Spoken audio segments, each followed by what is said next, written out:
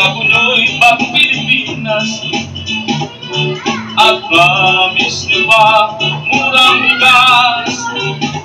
At nangako ba kayo ng maunlad na bayan? Yun malay mga nalipunan. Di ba pangako nyo'y pang Pilipinas? At promise nyo ba murang bigas? At nangako ba kayo ng maunlad na bayan? Yun pala'y mga nalipunan. Yun lang. Uy, magandang hapon, Pilipinas. Magandang umaga, magandang tanghali, magandang hapon sa mga Pilipino saan mang sulok ng mundo. Kumusta yung eleksyon na nangyari? Mukhang marami ang nakikita na natin na marami talaga ang kapit na kapit sa poder at ayaw nang gustong bumaba sa pwesto. Klarong-klaro na mga kababayan kung sino-sino yun. Isa na dito ay ang ating pinakamagaling at mabait na gobernador ng Cebu Province. Dahil sa ayaw niyang bumaba sa pwesto bilang isang gobernador, nagsumiti siya ng petisyon para hindi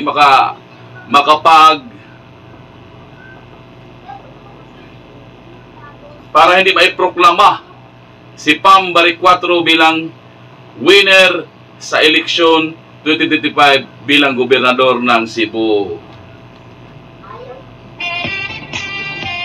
Narito yung kanyang petition in Sampaw.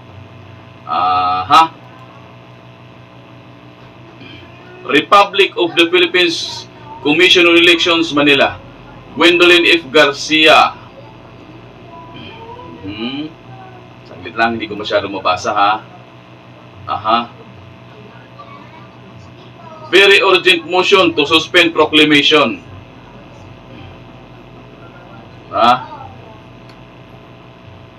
Bakit kailangan niya ipa-suspend si Pam Baricuatro? Nagsawa na yung mga Pilipinong Cebuano sa kanyang pamumuno. Petitioner Gwen F. Garcia by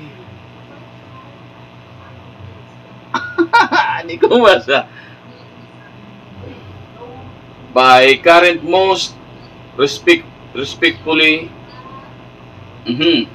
A petition for my disqualification was laid against respondents and the same has yet to be removed by the resolved by the Honorable Commission. Grabe, no? Tapos pangalawa, ito yung mga rason Under Section 72 of the Omnibus Election Code, cases of disqualification should be prioritized and the final decision of the COMELEC should be rendered not later than 7 days before the election in which the disqualification is sought. Tapos, number 3, considering today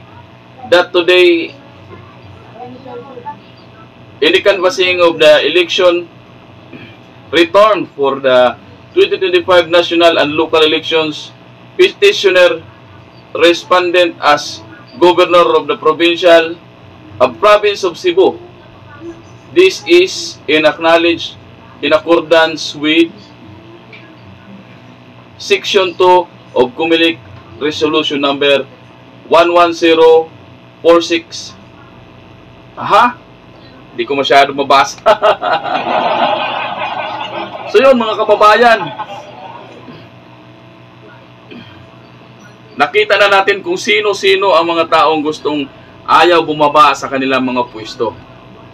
Una na dyan, ito si Gwendolyn Garcia. Talo ka na, Gwendolyn Garcia.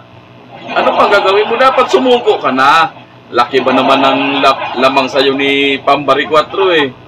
Bumilib lang ako sa'yo nung panahon ng pandemic. Magkasama tayo sa labanan. Pero hindi mo yung pinagpatuloy eh. Iniba mo yung lakad mo. Pumila ka sa mga nakapilang mga buwaya, no? Dahil nandoon ang maraming pera. Oh. Ngayon, sinong nanalo? Yung may pera o walang pera? Yan ang gusto kasi ng mga Pilipino ngayon, matino ng pamumuno, hindi yung puro pera na lang. O puro pera na lang. O puro pera. Pero ang pera na yan, ngayong araw lang yan, bukas, 1 linggo. Pinakamahabang isang linggo, 1 buwan. O. Pagkatapos niyan, ilang taon kaming maghihirap na mga Pilipinong nasa malaylayan. Diba mga kababayan? Ito, magbasa tayo ng mga comments. Oh. Dito sa Brigada News FM Cebu, iba-ibang reaction. Yung makikita mo, may nagla-like, may nag-heart, may nalulungkot, may natutuwa, may nagugulat, may umiiyak, at may nagagalit. Grabe, mga kababayan, no? Ito. Sabi ni Jefferson Cosio, ayon sa pinakabagong impormasyon, maraming pandaraya sa botohan. Ito, tingnan ang detalye dito. Mukha naman to ni Pangulong Digong na new mayor of YCC. Oh, maganda yun. Si Pangulong Digong na ang mayor sa Netherlands. Palitan niya na yung mga ano doon. Tapos sabi ni Elbap ni Wers, uy, naunsa naman katya, pahawa na dira sa Kapitolyo. Uy, mahadlok ng mga tao, dira mosulod kay gipuy-an nagwakwak. Grabe. Gobernador Gwendolyn Garcia tinawag na wakwak, ano ba yan? Tapos sabi ni Michelle Pipito, naunsa naman nagpailad jud na di manaog sa Kapitolyo bisan klaro ng pildi. Oh, ayan. Yan katulad ni Tambaloslos at saka ni Bangag. Yan kasi ang gusto niya, yun kasi ang mga sinusundan niya, katulad ni Tambaloslos at Bangag. Naging presidente lang si Bangag, ayaw nang maging matanggal sa posisyon. At ito naman kanyang pinsan na si speaker lang, piling presidente ng Pilipinas. Sabi ni Henrita Remedio, hangol gyud sa posisyon. Tapos gangster, dili ka dawat si Lalay. Sino si Lalay? Yung buhaya? Grabe mga kababayan. Ang dami-daming So yun lang mga kababayan. Nakita na natin kung sino yung mga taong ayaw nang bumaba sa pwesto. Kayo nang bahala humusga dyan mga kababayan. Maraming salamat sa inyong panonood. Don't forget to like, share, and subscribe.